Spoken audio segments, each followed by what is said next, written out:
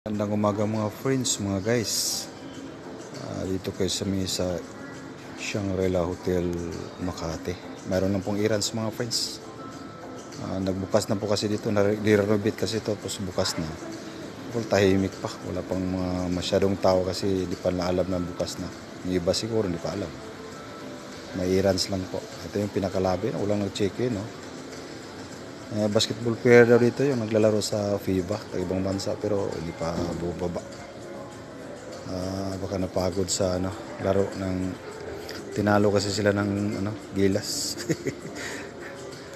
Ito yung pinakalabi yan sa papuntang si Canforean Missionin. Diyan yung mga restaurant sa taas. Wala pa nga ang tao, nalibago ako kasi madalas kami dati dito. Maraming tao dito, puno-puno ito dito. Ngayon wala eh. Kasi iba di pa alam mga friends. Shout out pala dyan sa lahat ng kamag-anakan ko sa buong mundo at saka sa pamilya ko sa Cavite.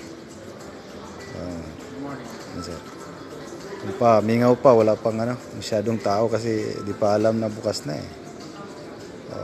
Nag-check-in dito pa isa-isa lang. Pinakalabi po ng mga friends.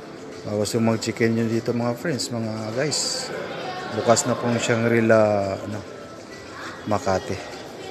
Sige po, shout out ulit. Magandang umaga na walang ulan na umaga ngayon. God bless you all.